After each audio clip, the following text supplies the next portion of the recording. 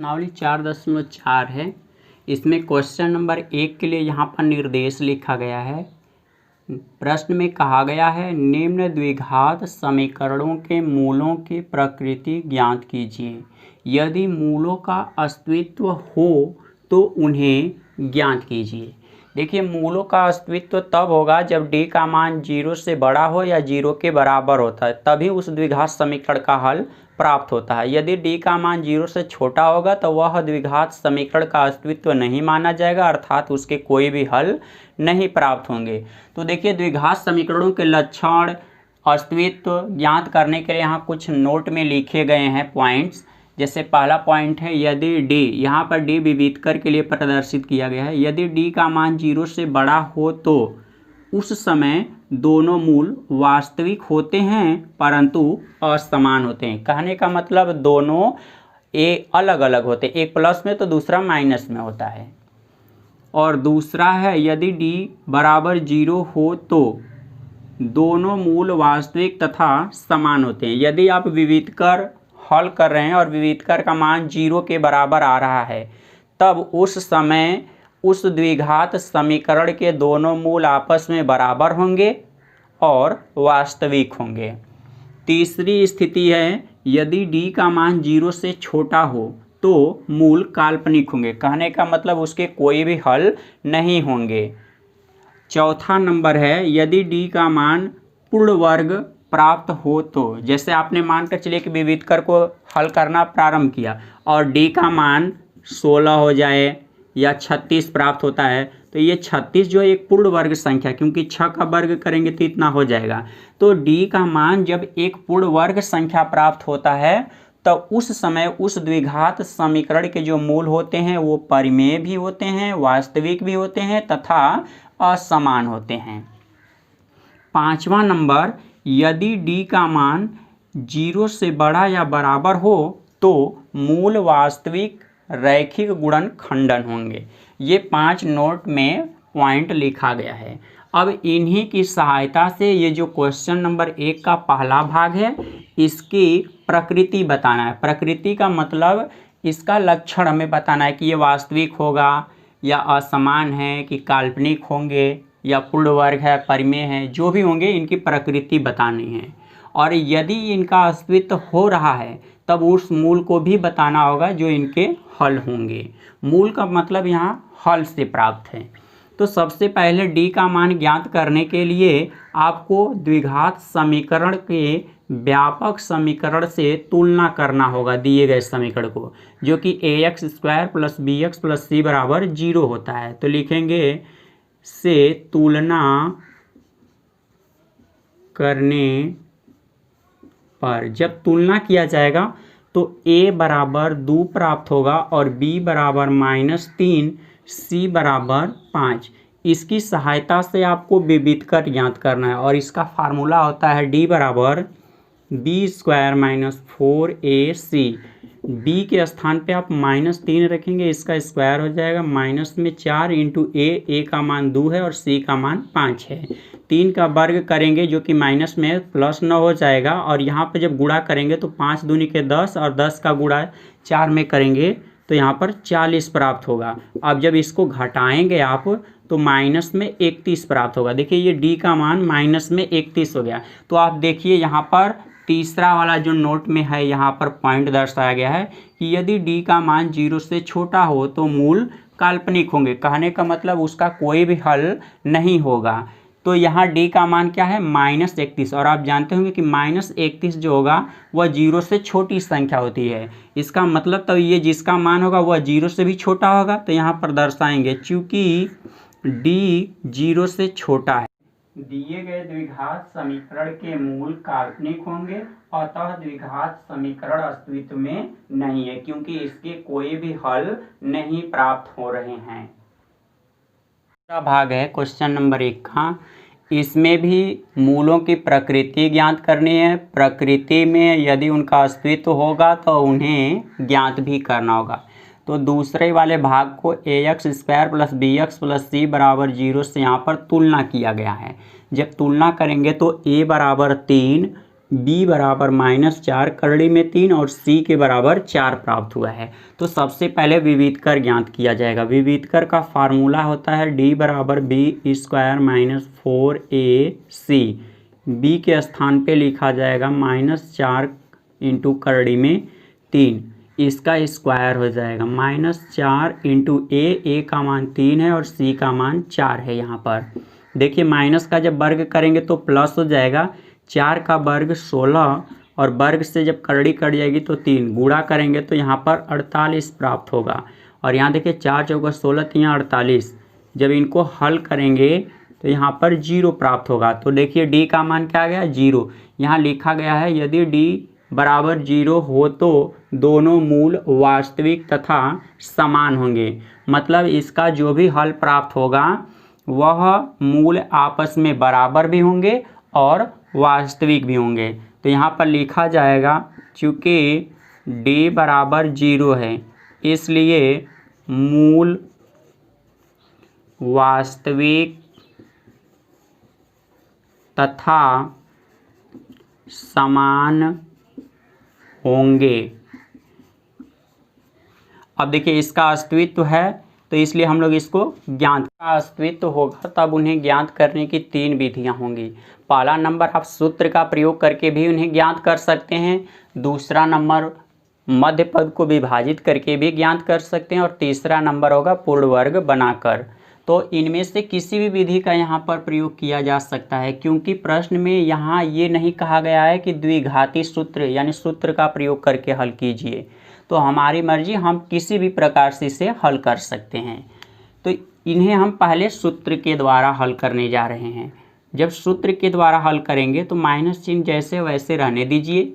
इसके बाद b आ गया। b का मान जो है तुलना किए थे तो -4 करड़ी में 3 प्राप्त हुआ था। इसके बाद प्लस माइनस करड़ी में b² - 4ac है। आप जानते हैं कि यही विविधकर का भी मान होता है, इसी के बदले हम d भी लिख सकते हैं, परंतु d का मान जो निकला है वह 0 है इसलिए हम यहाँ पर 0 रखेंगे। बटे के नीचे 2 इंटू a का मान 3 है, तुलना करने पर ये प्राप्त हुआ था। ये सब यक्स के बराबर प्राप्त हो रहा है। देखिए माइनस और माइनस का गुणा करेंगे तो प्लस हो जाएगा 4 करड़ी में 3।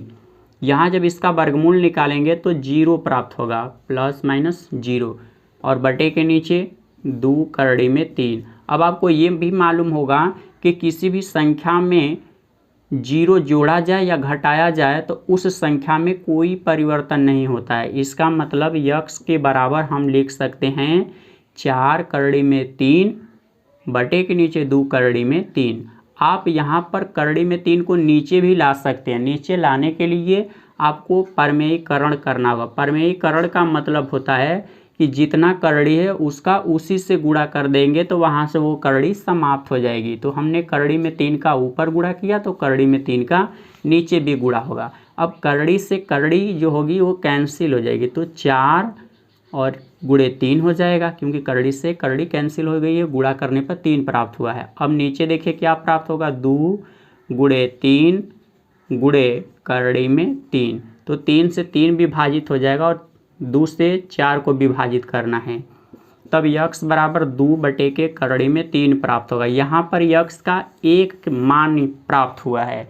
इसका मतलब तब इस द्विघात समीकरण के दोनों उत्तर ही 2 बटे करड़ी में 3 होंगे। और आप जान भी रहे हैं कि जब d का मान 0 होता है तो दोनों मूल वास्तविक होते हैं और समान होते हैं। कहने का मतलब दोनों का मान एक ही होगा। तो लिखेंगे लास्ट में, अतः समीकरण,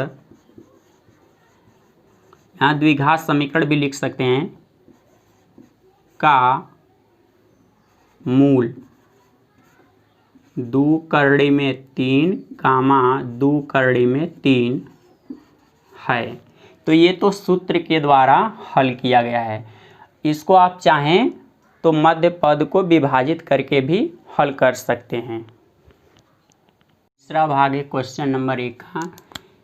तो सबसे पहले इन्हें हम लोग तुलना करेंगे। ax² plus bx plus c बराबर 0 से तुलना करने पर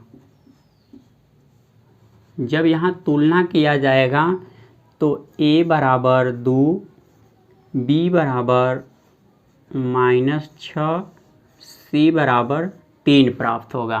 तो इनकी सहायता से विविधकर का मान ज्ञात करना होगा। विविधकर के लिए सूत्र लिखेंगे d बराबर b² - 4ac। b का मान है -6, इसका आप स्क्वायर करेंगे, फिर 4 लिखेंगे। a का मान 2 है, c का मान 3 है। -6 का वर्ग प्लस 36 हो जाएगा। यहाँ पर 3 दूनी के 6, 6 का गुणा जब 4 में करेंगे तो 24। अब घटाना है, जब घटाएंगे तो यहाँ पर प्लस में 12 प्राप्त हो रहा है। इसका मतलब कि d का मान जो है वो 0 से बड़ा है, क्योंकि 12 जो होगा वो 0 से बड़ा होता है। तो लिखेंगे चूँकि d 0 से बड़ा है, इसलिए मूल, या लिख सकते हैं दोनों मूल वास्तविक तथा असमान होंगे।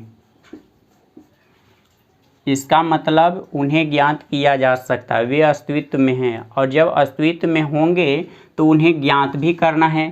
तो फार्मूला लिखेंगे x बराबर -b प्लस माइनस करड़ी में b² - 4ac बटे के नीचे 2a हो जाएगा। इसे यहाँ मान रखना है पहले, तो देखिए माइनस चिन्ह रहेगा जैसे उसी तरह से।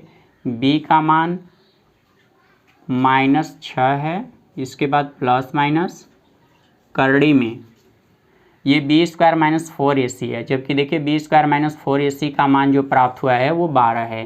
तो आप यहाँ पर 12 लिख सकते हैं, बटे के नीचे 2 गुणे a का मान 2 है, तो यहाँ 2 लिख देंगे।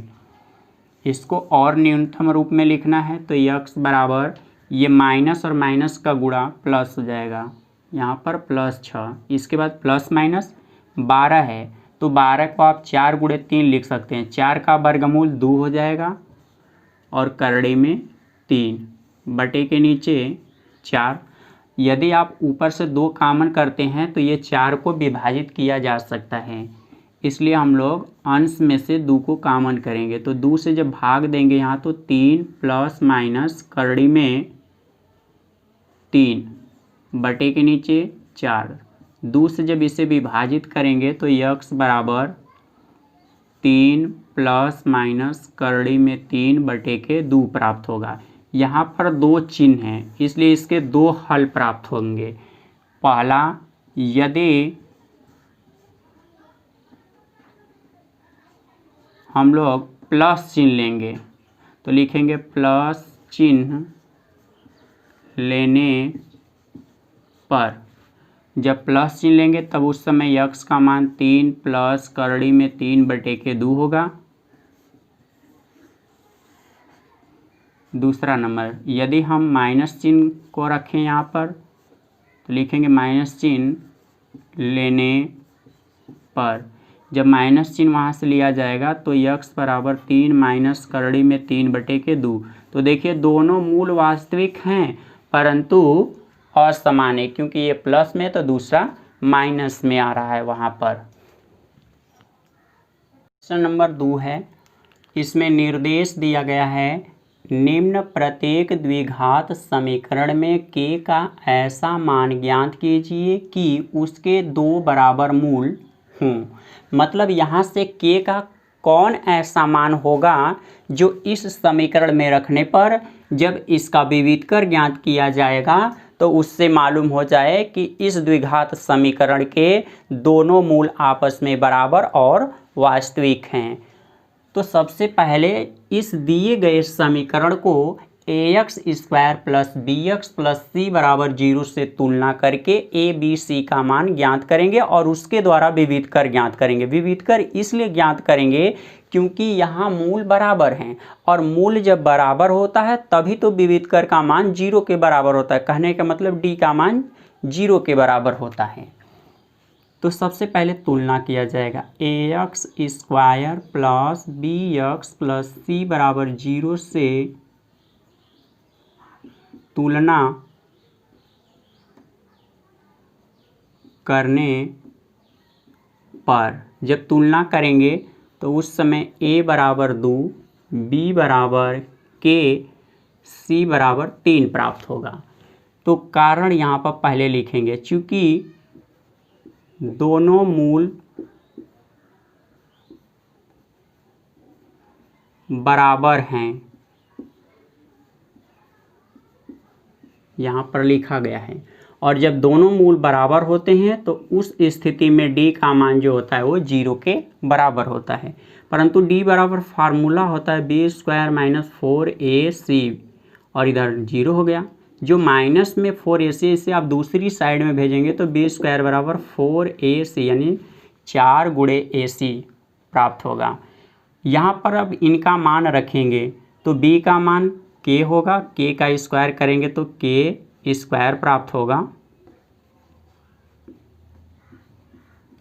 a का मान 2 है और c का मान 3 है। इनका जब गुणा करेंगे तो 4 दूनी के 8 के लिखे 24 प्राप्त हो रहा है। 24 को हम लिख सकते हैं 6 गुणे 4, 6 चौका 24। और जैसे ही ये वर्ग हटाएंगे तो ये करड़ी में हो जाएगा 24। यहाँ पर इसका जो भी वर्गमूल निकलेगा वो प्लस माइनस में निकलेगा।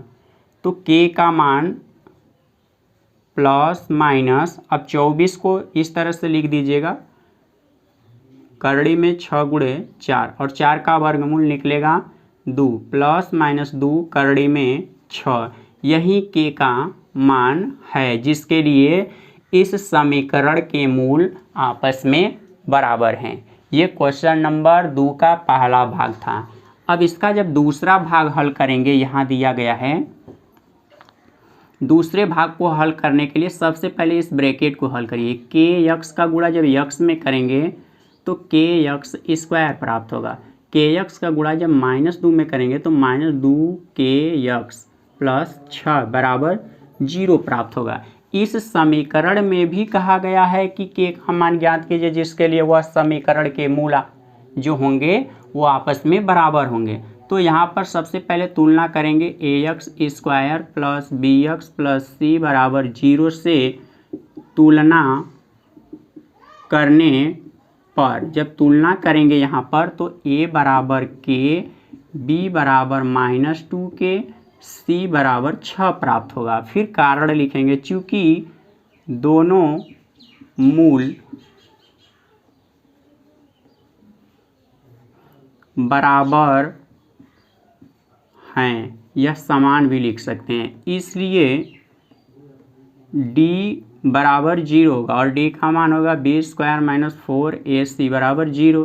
जब यहाँ मान रखेंगे तो -2k का स्क्वायर करने पर प्लस में 4k स्क्वायर प्राप्त होगा बराबर 4 गुणे k गुणे 6। 4 से 4 को विभाजित कर दीजिए तो k स्क्वायर बराबर 6 गुणे k प्राप्त होगा। सभी को बाएं साइड में जब लाएंगे आप तब k स्क्वायर माइनस 6k बराबर 0 प्राप्त होगा। दोनों में से आप k को कॉमन कर सकते हैं तो k से जब यहाँ पर भाग देंगे तो k माइनस 6 प्राप्त होगा बराबर 0। अब देखिए दो संख्याओं का गुणनफल 0 है, इसका मतलब इनमें से किसी का भी मान 0 हो सकता है। तो बारी बारी से तुलना करेंगे। यदि k बराबर 0, देखिए पहला k के मान निकल गए यहाँ पर एक 0। दूसरा यदि k माइनस 6 बराबर 0, इसलिए k बराबर 6। तो k का दो मान होगा, या तो 0 या तो 6 होगा, जिसके लिए इस द्विघात समीकरण के मूल आपस में बराबर और वास्तविक होंगे।